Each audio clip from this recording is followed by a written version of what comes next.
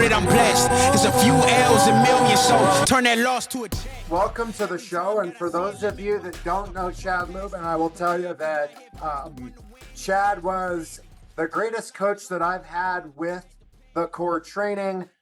He's a husband, he's a father, he's a man of God.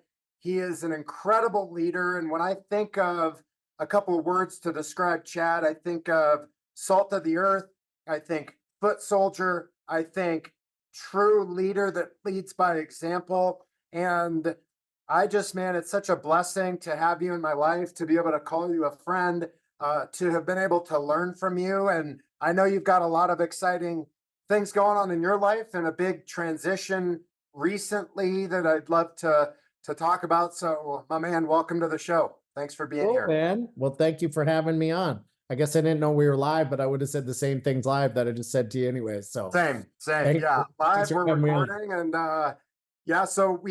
so our first show will actually launch on June 18th. I think this is our 26th episode. So the idea is just to build up a library, because you never know, right? Like, things are really, really busy with the mortgage business, or somebody is sick on the team, or you're traveling. And I just knew with content, I never wanted to start it and then feel stressed out for finding a guest, or, oh crap, we got to record something. So this gives us a little breathing room and gives my editor time to produce it and deliver the episode properly. Good, man. Well, I'm excited to be on, and all my coffee mugs were dirty, so you're gonna have to deal with my Santa Claus coffee mug. Hey, are you a big Christmas guy? I'm not. This was I had some roommates in my office space, and they left a couple cool things behind for me. They said, you always talk about that Santa mug, so we decided to keep it here for you. So kind of a joke by some people that used to occupy the space with us. Yeah. And listen, it's celebrating my Lord and Savior's birth. So I'm going to be into it. Yeah. Well, dude, maybe that's a good place to start. I think, like, you've always been somebody that I've known has had a belief in a higher power, belief in God. Faith is really a cornerstone for your life and success. But I also know that it didn't start out that way. It hasn't always been that way. And so I'd love for you to just kind of share about, I don't know, what life was like before you got into the mortgage business, and where you kind of came from and who Chad Lubben is. Yeah. I'll take you on my journey a little bit. I've just been started being super honest, open, and transparent about my life, my successes, my struggles, how they kind of all work together. So just happy to share that with you. Yeah, I grew up as a lower middle class to poor kid in Mason City, Iowa. We were lower middle class when my dad would hold a job. We were poor when my dad would go on benders and lose his job because of his alcoholism. So that's kind of the environment I was raised in. Both very loving parents. That's no slight against my dad. He did the best that he could, and put food on the table. Sometimes that food was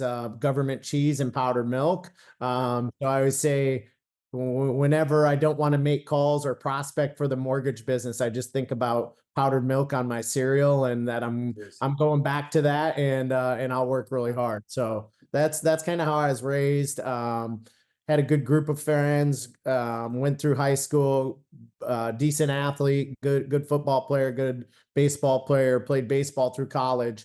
And that's kind of when I started to lose my faith. I was brought up in the church, and when my parents started, I was just a rebellious kid, very rebellious, not a rule follower, rebel against any rules, especially if they didn't make sense or they weren't explained to me. So super duper rebellious, and then started to rebel against the church a little bit. Went off to college, went to the University of Iowa, and a community college, played baseball there. So played baseball through college, did good in college, strong GPA, double major. But there was just always this pull to trouble when I wasn't in structure. right? So during the season, I'd be really structured.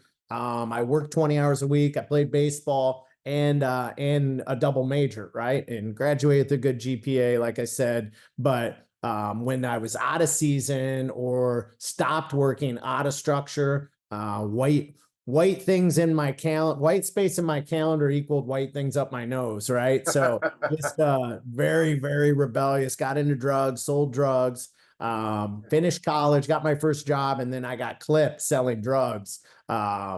And you know, I have a podcast called the Third Chance Foundation, and it's called Third Chance because I was adopted as a kid. So it was a product of a one night stand, and my very young mother decided not to abort me and give me away. So that was my first chance in life. The second chance was I got busted with a lot of drugs, and could have easily spent a long time in jail. And luckily, I was an athlete and I did have a good GPA and known in the community a little bit. So I had some leniency thrown at me at that time.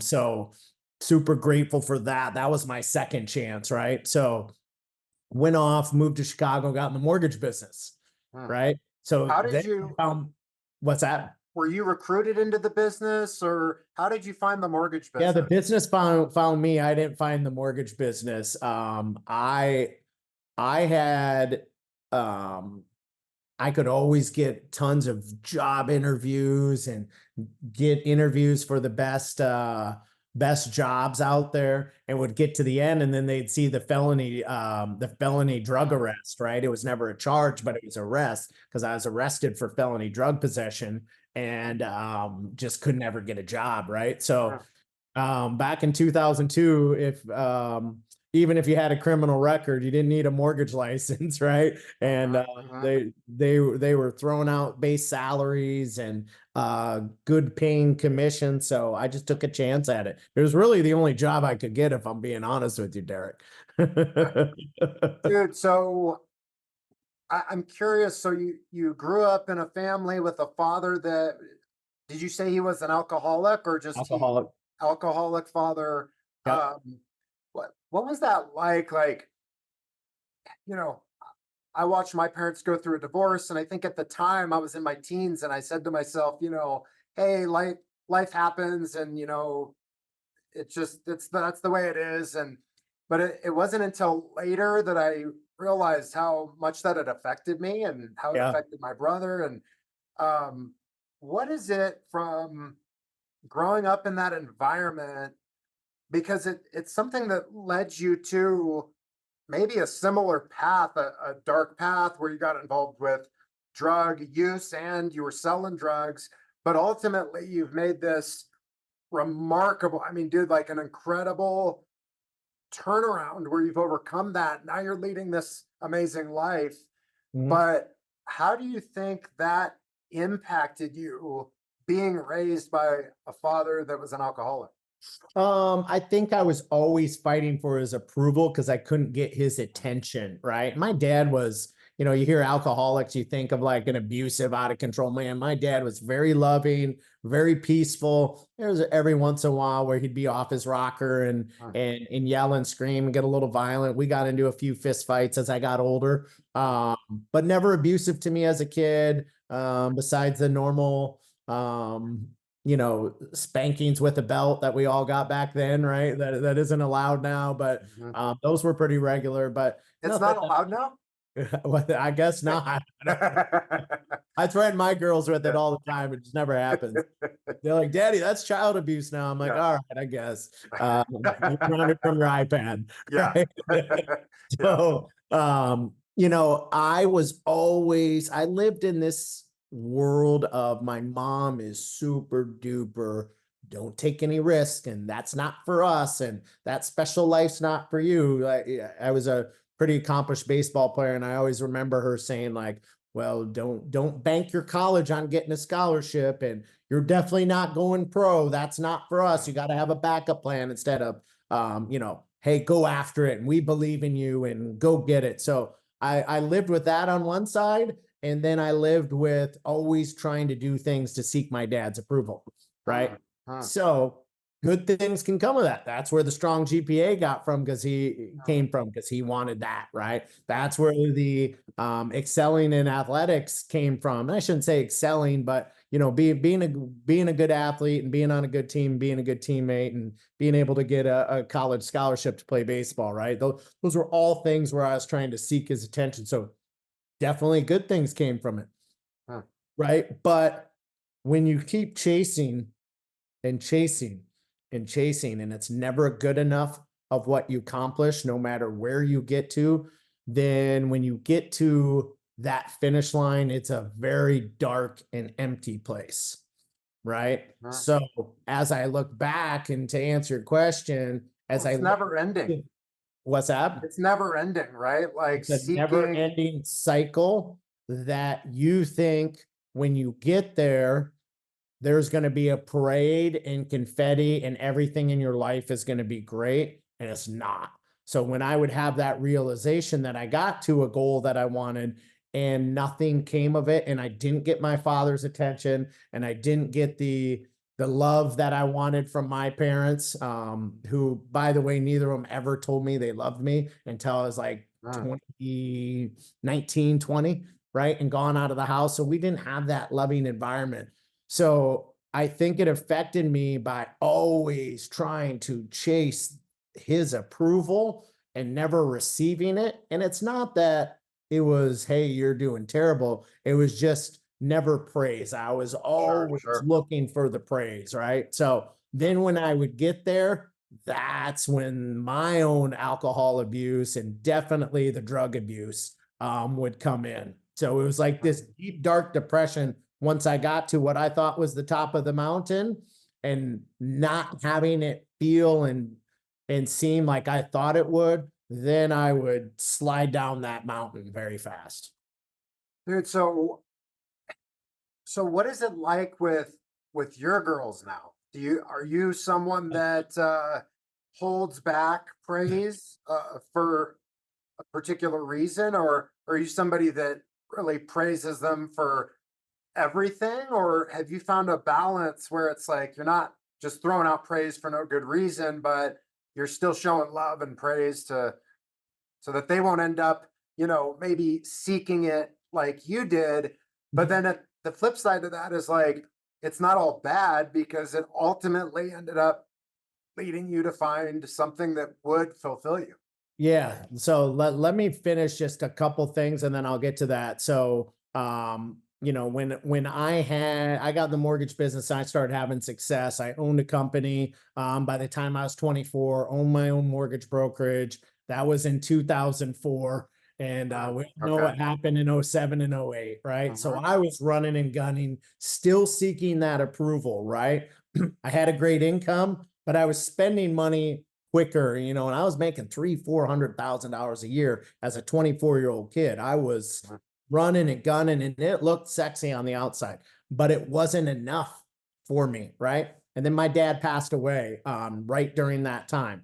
So I just kept going with it. I was buying investment properties, 100% financing, right? Wasn't putting any of my own money into it. Doing development deals, being a silent partner with a few developers, and just money going out, because I thought I could keep scaling it and growing it. And if I pushed enough money out, I would make more money from it, right? And then we all know what happened in 07 and 08. So it was 2008 to 2007 didn't affect me too hard. I kind of got through that. 2008 hammered me. I sold the company. All it was worth was the licenses and the equipment that was there. I found out my business partner had embezzled $190,000. We were doing internet leads. He was pocketing the money that I thought he was paying lowermybills.com with. So he skipped town to Hawaii. So I had $190,000 of lowermybills.com debt. Had $110,000 of IRS debt. My girlfriend that was living with me at the time was not only cheating on me, she was funding this dude's lifestyle through a credit card that she forged in my name. So I wasn't only getting cheated on, I was paying for that relationship and his lifestyle, right? So super painful. I turned around and it was 2009, and I had $330,000 of debt. So Were January. were you still using drugs at this time? Yep. Yeah. Okay. Yep. Yeah. So I was a still a cocaine addict. I'll still say it because I have to fight every day to not use. Been clean 14 years. I've had 3 relapses in 14 years, but almost all but 3 days of 14 years I've been clean. And it's a daily struggle, right? But I turned around January 18th, 2010. I had $330,000 of debt. I still hadn't found my now dead father's approval. I was ashamed, embarrassed. I had a drug addiction. I was at my lowest point, and I tried to take my life that night. So I by the grace of God, my bulldog at the time came downstairs. All she ever did was fart and sleep and snore. I've never seen her react as I was starting to chop up the lines to take my life. She just started barking uncontrollably and whimpering and crying. So I kind of dropped to my knees. I flushed all of the cocaine away. I asked God for help. I went to NA the next day. I found a sponsor, found a meeting. I worked the program, and I just started to clean up my life and go into church. When that happened, within 90 days, 3 things happened to me. I found Christ and accepted him back in my life and started living my life as a Christian. I found Kristen, who is my now beautiful wife, that you know and you've seen. And if we could show a picture of her, you'd be like, whoa, that dude outkicked his coverage. She's beautiful. She's given me three amazing little girls. And I found coaching, how me and you met, right? And I found a CD called 6 Steps to Financial Freedom that changed my life. I listened to that CD. I got on a system. I didn't declare bankruptcy. I had a purpose to pay off the debt for the mess I had got myself in. I stopped finger pointing at everybody, and I accepted the responsibility myself. Really, if I look back for the first time, I got therapy to get over my insecurities about my father. And man, I just, I've been on this now 14-year crazy run of success and helping people out and coaching people in our industry. That's how I know you. And just really doing everything I can to make other people's lives better and to pay back an industry that's given me so much, and really to help spread the word of Jesus Christ, and how he's impacted my life, how my faith has made my life better and stronger. And yeah, that's just the run. And to answer your question, yes, I praise my girls every single day, 2 to 3 times a day. Cool. Yeah. And I'd like to talk about that a little bit, but I know I just went on a rant and blacked out a little bit. So I'll let No, you man, ask. that's great. And by the way, there are people that are going to be listening to this that maybe they've been kicked in the teeth, man. Maybe they're down and out. Maybe it doesn't matter. They're self-employed, they're an entrepreneur, or they're W-2 going, man, I know there's something better out there for me. I know I'm meant to do something better, but I don't see a way out. And they might even be thinking about taking their own life right now.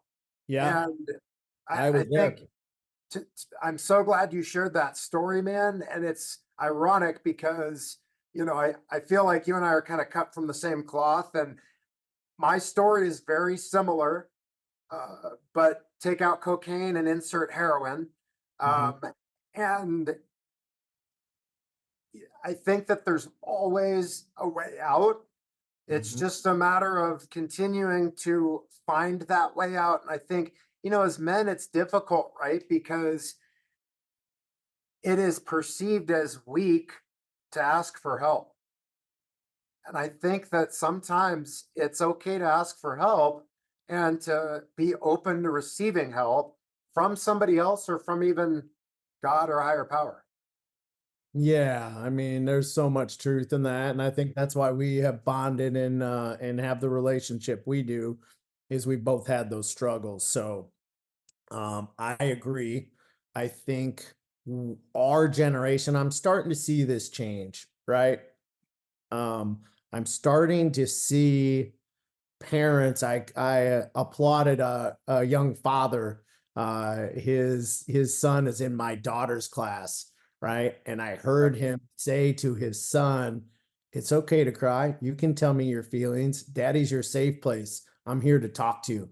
I was like, man, that's not how I was raised. It was, you just stop crying. Don't you go crying, and we don't share our feelings, and that bottles up and something breaks. So you especially at that lowest point, I really needed four things, right?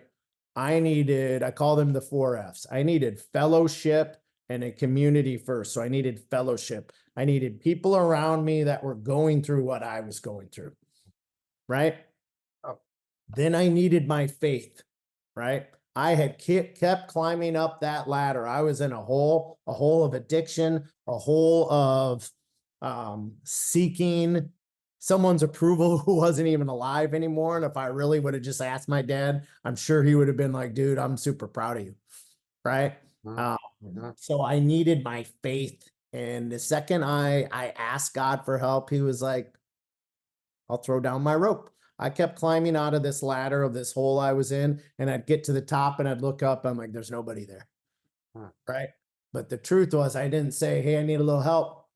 And as soon as I did, he threw down his rope. I'm telling you, as soon as I dropped to my knees, that God, I need help. Please help me. Please, please save me. Please stop these addictions. Please stop these thoughts. Within 90 days, my wife appeared. That CD was given to me by a friend, right? And I found the community that I needed. So I needed the community first. I needed fellowship. That was the first F. The second F was I needed my faith. I could not have got through that time without my faith. No way, no how. Those things did not happen if I didn't ask God to make them happen. And how quickly they happened, I know could only be through him. The third thing I needed was my fitness, right? I needed to get back into a regiment and be super time blocked. And I'll talk to you about that in a second. And then fourth, I needed to reintroduce the fun and still be able to have fun without the drugs. That was the last thing, right? I needed to be able to go to the bar and have a beer because I still like to have a glass of wine. I still like to have a beer. Some people can't handle that. Alcohol was never my problem. It was the drugs, right? I enjoy having a drink. I can have a couple drinks and be controlled. It was never my addiction, right? The cocaine was the addiction. So I needed to do those things in that order, right? So time blocking has allowed that to happen. Being regimented and disciplined has saved my life. It's even as much as the praise that you asked me about my daughters. I take them to school every single day. I do not miss it. Their mother does not take them to school. I take them to school, right? Even when you don't feel good? Huh? Even when you don't feel good, huh? You still take. Feel good. Yeah. Oh, I said today, like, y'all are going to miss me today if you're not ready in 5 minutes, because I cannot wait 5 more minutes and delay my day. You're going to make me late for school, or for work. But the point of that is we have a discipline that we go through every morning. And it's to remind me to praise them, right? Because I believe what we don't transform in ourselves, we will transfer to our children. So I have to transform myself and get rid of these generational curses. I told you I was adopted. I found my biological father 3 years ago, right? 3 years ago? 3 years ago, unfortunately, he had committed suicide. So it runs in my DNA, right? And it's also in my environment. My sister did as well, right? So this has been around me my whole life. Now, if I don't transform these things in myself and in my parenting, then I'm going to pass that on to my 3 girls, right? So my morning routine, they are very much a part of it. You asked about the praise. I program into them, God put you here to be great. You are great, not average. He did not put you here to be average. So what are you going to do to be great today? And they just automatically respond. I'm going to have laser focus, daddy, and I'm going to work really hard. And I'm going to challenge myself at something that makes me feel uncomfortable. Then we go through it. Okay, what are you going to have laser focus on? The teacher or this test, or they'll give me something that they're going through that day. What do you need to work hard at? What's something that's not coming natural right now? They'll give it to me, right? What are you going to challenge yourself on today that will make you uncomfortable? They'll tell it to me, right? So Yeah. that's the first part. Second part is, hey, we you guys are miracles. They were born 2.5 and 2.8 pound preemies. We were told they wouldn't live because of their holes in their heart and the holes in their lungs. They were highly underdeveloped micro preemies. They were called, born at 28 weeks in the hot NICU, 110 days. So by the grace of God, they're happy, healthy, amazing little girls. But I tell them, you are a miracle. God spared you to do amazing things and to impact people. So what are you going to do to make someone's world better today? You're a miracle. You're here to help God and to help other people. So they'll tell me, right? And then I'll say, remember hope. Hope is our word of the year. We picked a word of the year in church. That stands for help one person every day. That's awesome. One person every day. Who are you going to help today? Right. And then we go through, I tell them the Lubbens are going to change the world, right? And they say, yeah, daddy, we're going to change the world. Well, what are you going to do to change the world? Why are you here to change the world? And I just go through all of their dreams, all their aspirations that was beat down in me as a kid, that I didn't deserve it. I tell them why they deserve it, what they need to do it, that God put them here to do those great things. So I look at myself as an accountability partner to my children to make sure they go make those things happen. So that's just our morning routine. And I've had to do those aspirations in myself, and I do them with my kids because it helps me, because I go through the exercises too, right? And I've now taken that self-doubt, that chasing other people's approvals, always seeking a father figure to me's approval. I have programmed that out of my mind through great affirmations every day. I learned that in the Bible. I learned that in the Miracle Morning. I learned that in rehab and in my NA program. I've learned that through coaching. So it's just like all these great things and all these amazing people that have poured into me. I find it my responsibility to not only give it back to my children, but to help other people with it. Dude, that's remarkable, man. And my wife and I are doing something very similar. I like the framework you've developed that you go through with your girls on that. We do something very similar, and it kind of makes me think. Ed Milet is in the process of writing a new book called "Let Me Tell You About You." And there's something about that that's magical, right? Because everybody, like, especially when it's authentic and you have the ability to share something about somebody that's somewhat intimate, that they know to be true, it empowers them to step into those shoes. And I think that was such a cool way of you explaining that, man. And so you learned that from all of those things? I did, Like, yeah. when did you start doing that with I them? always try and grab things that I like and then make them my own, right? Like, that's a little bit Stephen Furtick, who is the pastor of Elevation Church. Okay. Huge, unbelievable following. It's the church I go to in Charlotte, but he's pretty much, if he hasn't taken over Joel Osteen as the top pastor in the country, it's coming. I mean, he is just young, and dynamic, and unbelievable speaker. So he gives a lot of good words. Ed Milet a little bit. I'll take some stuff from him. Coaching. There's a book called "There's No Plan B for Your A Game," which was the Eason brothers, who were both professional football players. One, Tony Eason, was the quarterback of the New England Patriots. that my Chicago Bears smashed in the Super Bowl. And then I forget his brother's name, but he was a safety in the NFL. And it was all these lessons from their dad of like, hey, wait, how did we're not naturally athletic and we're not gifted athletically. We weren't given this good DNA. Like, how did we both get here? Right. It was the programming from their dad. Their dad just constantly telling them, you're the best. God created you to be the best. You're not average. He would make them say it in front of their girlfriends in high school. They'd be so embarrassed, but it's like, well, the proof is in the pudding. They both ended up as professional football players. Tony Eason, probably a, top 200 quarterback in the NFL ever, right? A very good quarterback, right? And his brother, very accomplished for where he got drafted, a couple time all pro.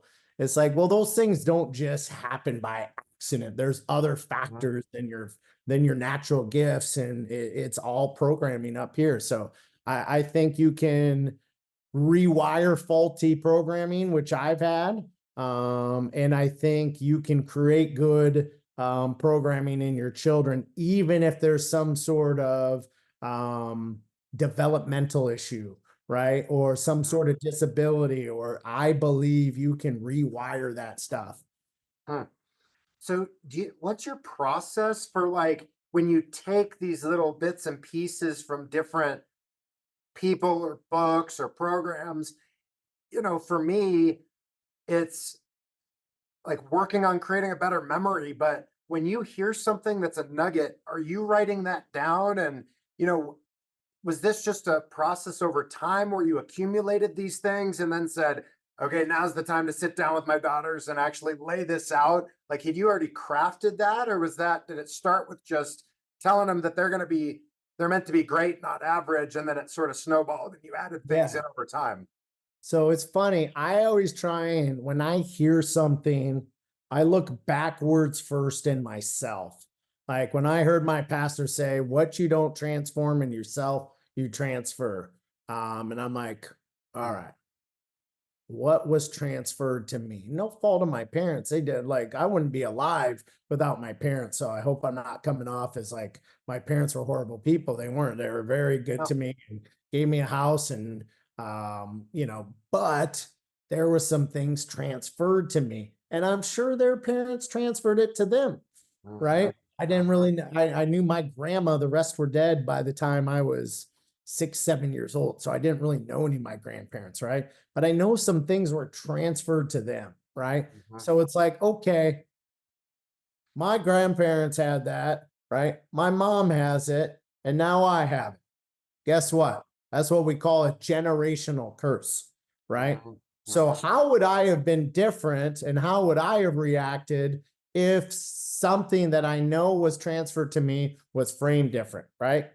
Like my grandparents grew up during the Great Depression, right? So be super cautious, don't take a lot of risks, save every penny you have, don't spend a lot, don't buy nice stuff. That was transferred from them to my mom, and then my mom transferred it to me, right? So, hey, how could that have been framed better to me? What would I have responded to? And I think about that. And then I try it out on my kids, right? And I just see what works and what they react to.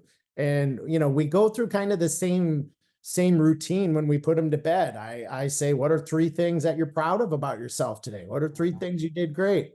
And then I reinforce how proud I am of them for those things. And hey, what's one thing you could have done better? What's one thing you could have done better? So I try and go 3 to 1 because I'm naturally a negative thinker. So I've learned in myself, I got to do like 3 or 4 positives to address the one negative. If I address 4 negatives and then just think about one thing positive, the negative overtakes everything. So I just don't allow any of the negativity in besides one thing. And I'll address that one thing. Like I've had several negative things happen today. And I'm like, I can't hold on to all that. Here's the one negative thing I'm going to go fix. I ain't going to fix all 5 of these things that happened today, right? Because then I will not have a good day. I'm going to focus on this one thing. And if these other 3 things are still here tomorrow, then I'll work on those, right? I'm not going to sit and firefight all day. So that's just what's worked for me. And is that so like when that negative self-talk happens, is it like a conscious reframing of the negative self-talk to where you feel differently about it? Or is it just, hey, there's 4 negative things I'm telling myself, but I'm going to almost compartmentalize 3 of the 4 and just totally ignore them. I'm not even going to give it any attention. And the one that sticks out the most, I'm going to address, reframe, or solve the problem for. I write them in my phone to come back to 24 hours later. And then I Huh. erase them in my notes if I'm no longer upset about it. If Okay. I'm upset or still feel it's a problem, then I'm like, it's going to keep going on and festering and get worse. I need to address this today, but I got to make sure I'm not doing it in an emotional, angry state, right? So when I touch something and the stove's really hot, I'll pull my hand back and say, I'm not touching the stove until tomorrow. But if I go back in those notes and touch the stove again, it's still hot. I'm like, it's got to be addressed. Conflict has to happen. And I think a lot of people avoid conflict, right? And yet it's probably the single most important skill, in my opinion, to develop. It's a skill that I still struggle with it. Like it doesn't come easy for me to address an issue because I'm very emotional and I let it fester and it sort of, but it's something that I've worked on. And I don't know if I have the exact same process, but definitely a process where I recognize if it's something that needs to be confronted. And then I kind of try to just come from a place of faith and step into that instead of being afraid of it and then letting it fester. And then eventually because if it's really worth something, it's not going to just go away. You're going to have to address it. It's just, are you addressing it on your terms or, somebody else's? Well, I think if you go back to it the next day and it still has some life to it, then it's a big enough issue to address, right?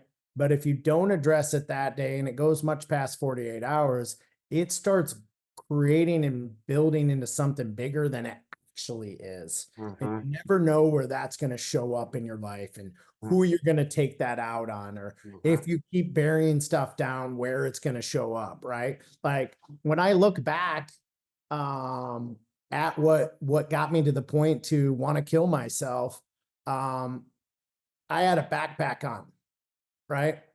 And people just kept dropping 5 pounds in it. And there was all these 5 to 10 pound problems. And I'm a strong man. I got broad shoulders. I can carry that weight. But what happens over time? Becomes too heavy to carry.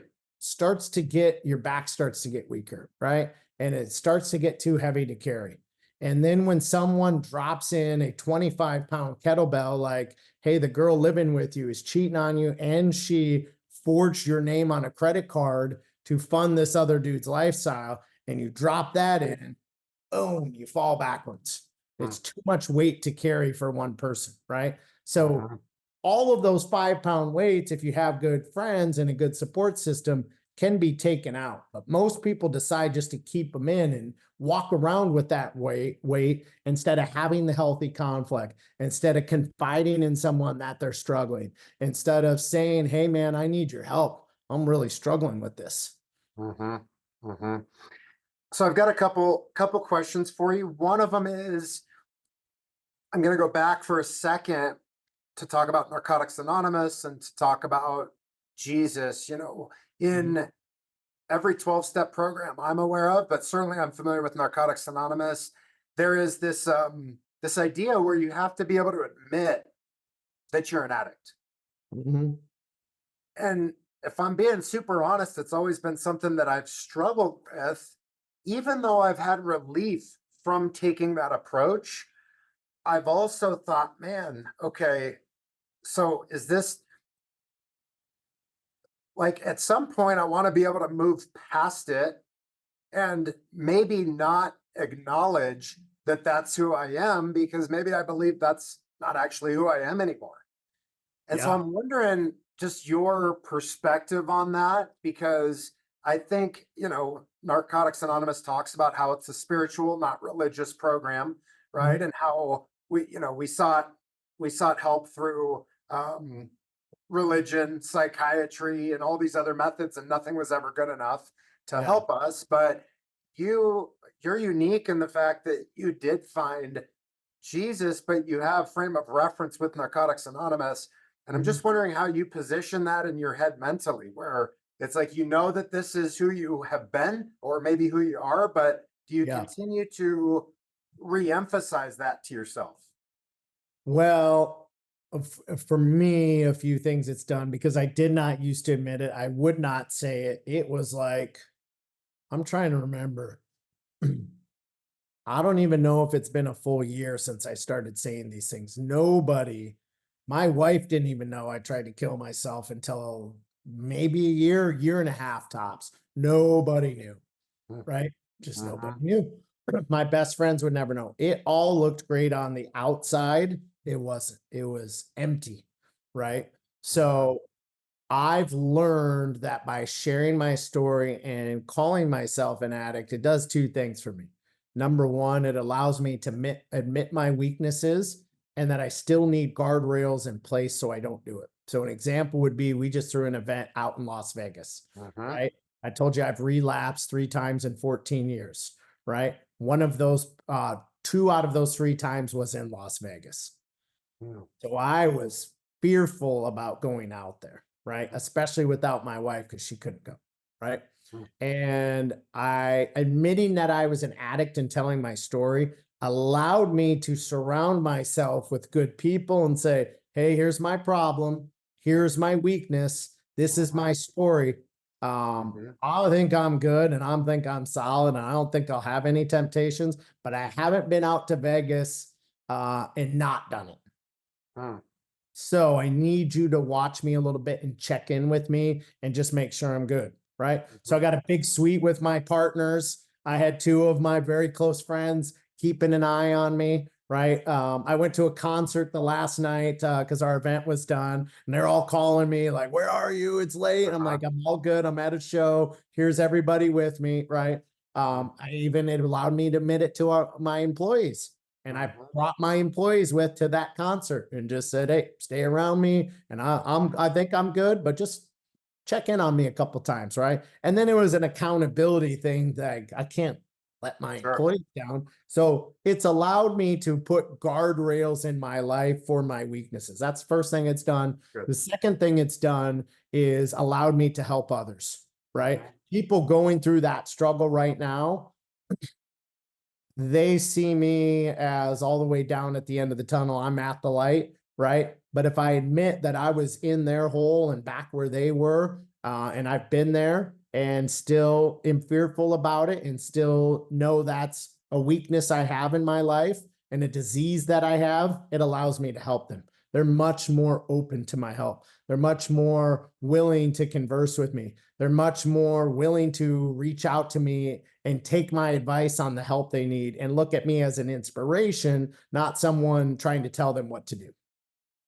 Very good. That's awesome, dude. That's a great perspective. And my second question is similar, and it's something that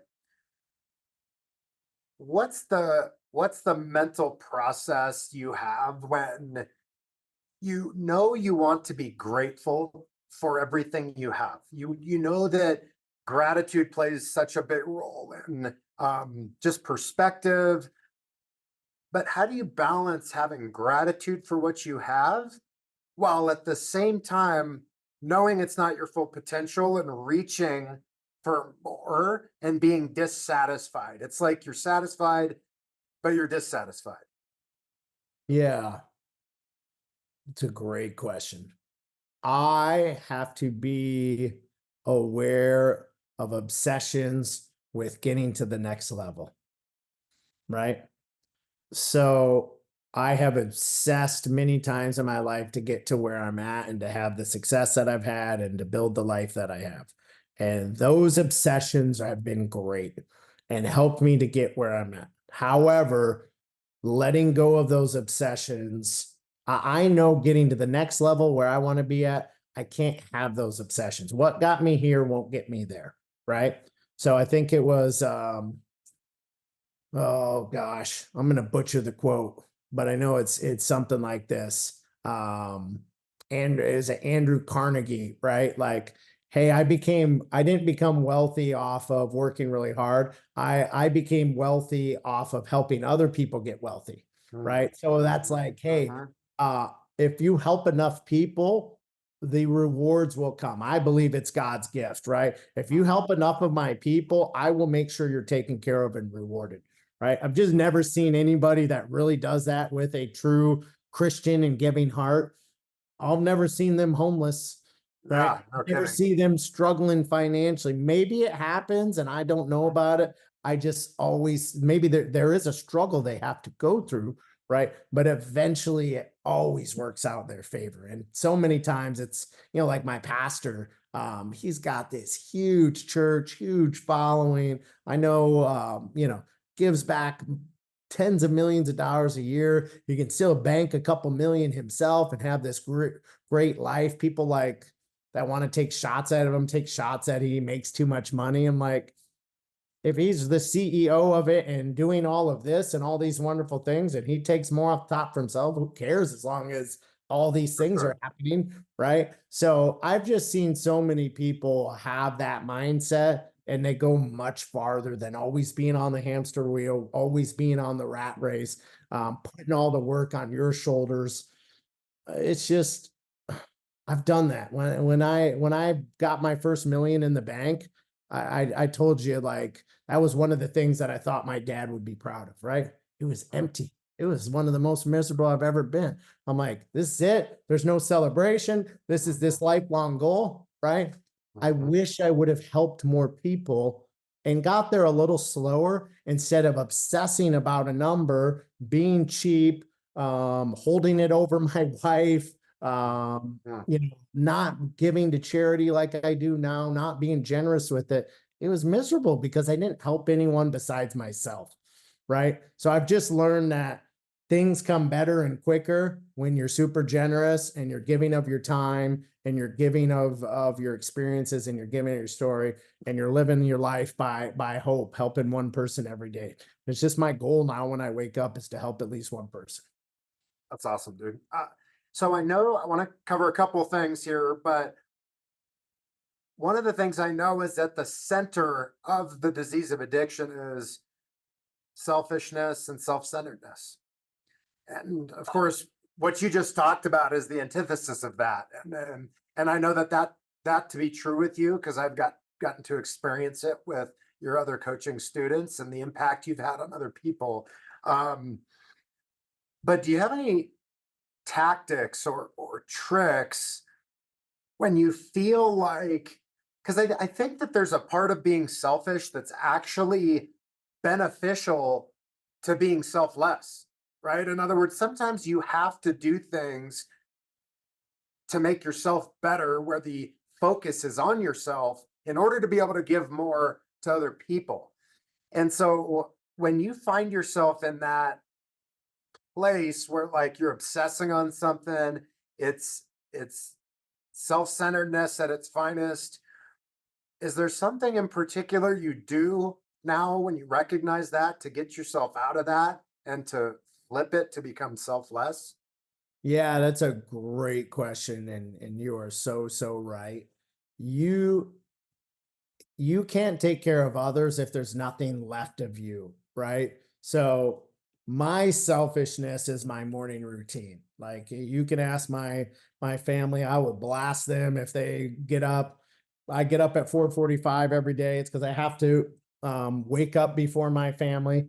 I was going to ask you about this, so this is perfect. Your morning routine. Okay. I said on an interview not too long ago, I said, I have to beat my family up, right? Yeah. And I got all this backlash like, no, I don't beat my family up. I mean, waking up. So Yeah, right. Now I say I have to wake up before them because Yeah. I said previous, That's I got to funny. beat them up, Yeah. right? And I don't do that. But Yeah. so I have to wake up before them, and that is my selfish time, right? There's two times I'm very, very selfish with my time. It is my morning routine, and it is my workout. I have to be in the zone and focused and not have any distractions. I challenge myself really hard on my workouts. I have a trainer and I work out in my garage. I have a whole gym in my garage. And sometimes the kids will like want to come out and play on their scooters. I'm like, absolutely not. Daddy needs this half hour to himself uninterrupted. So those are the two times I am selfish with my time, but really a lot of that is to, I have 5 employees in a coaching program, right? I have 22 employees in our mortgage company, right? I have 3 girls I have to take care of. I have myself I have to take care of. I have 12 students I have to take care of. So I have all these people that are looking to me to help guide them, right?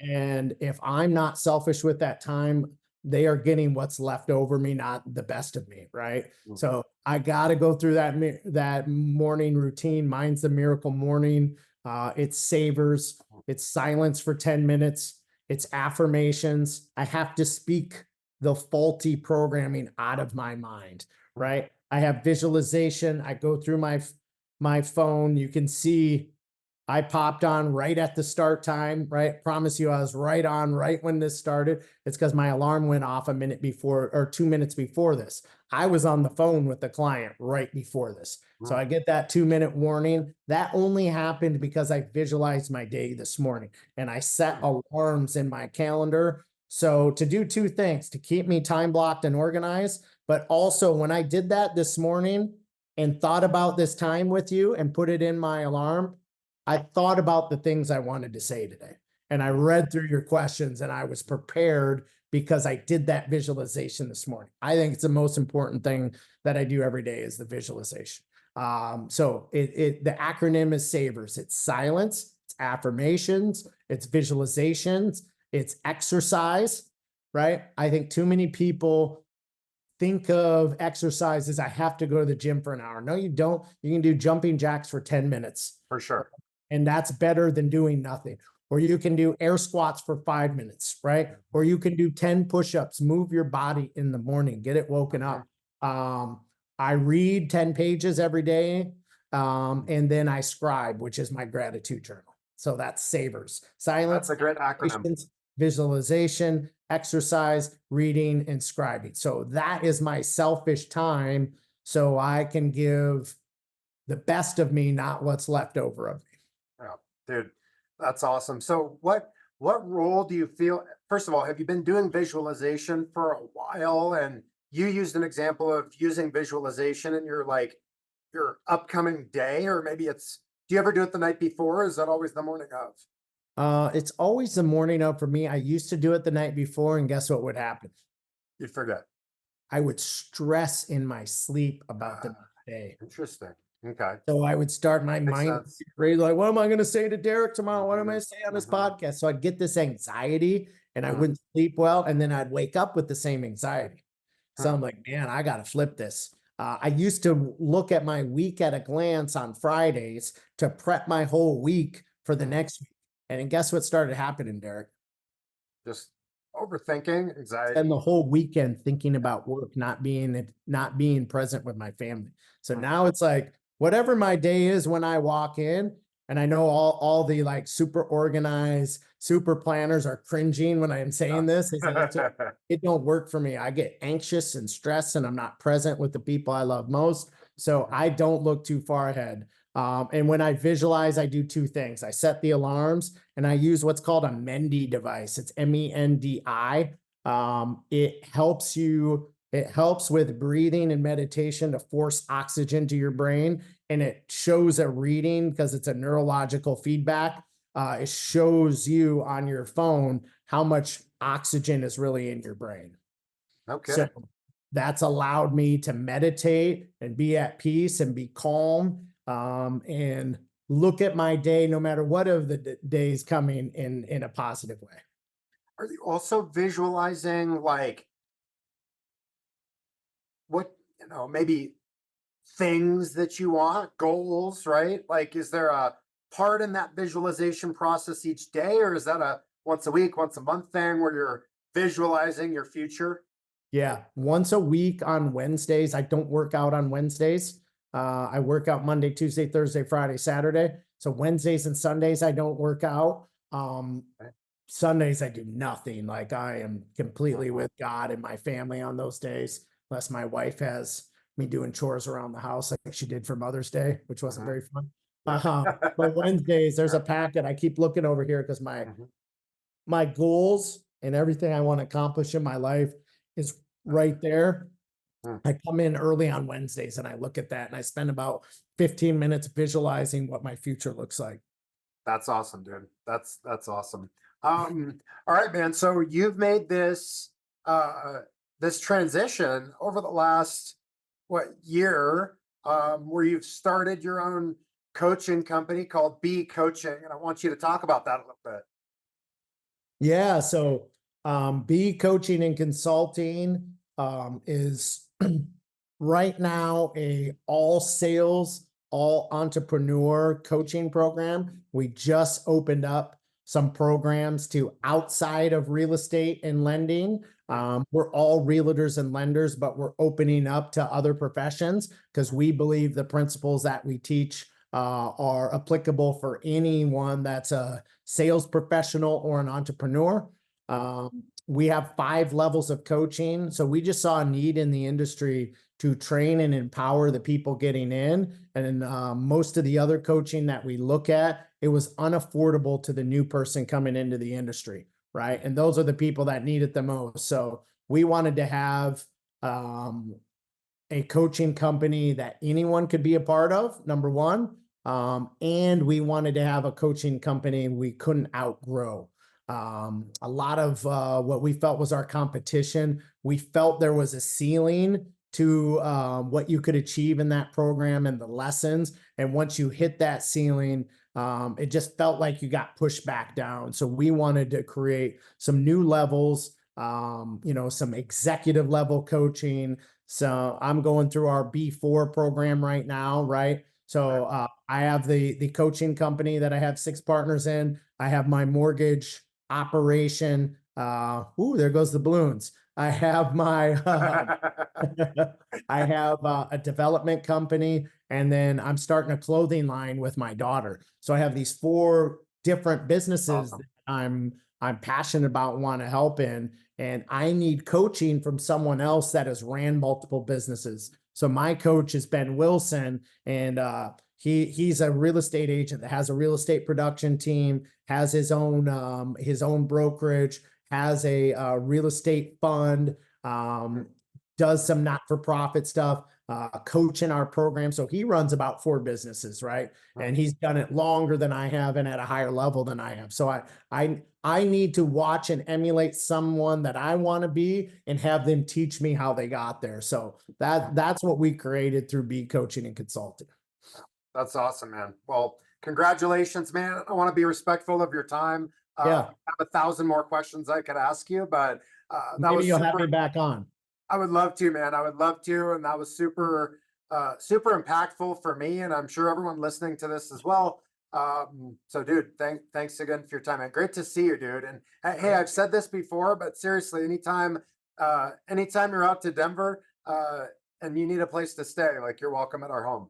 I'll take you up on that, and anyone that's interested in coaching and wants to get a little more life balance, accountability, structure, systems, team building, go to gobegreat.com. That's our website. You can check on tiers on the top, and you can see which one would fit you best. And if you just need some help and you're struggling, or you're at rock bottom and you don't know where to go, and you're having some bad thoughts, or you're dealing with mental health issues, you give me a call. There's no one's call I wouldn't accept. My number is 704-280-4909.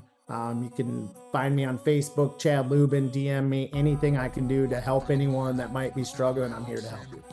That's awesome, brother. Thank you for sharing that. GoBeGreatCoaching.com. All right, man. Cool. Thanks, buddy. Hey, Thanks, great Eric. to see you, man. You look great. Appreciate you, brother. You too.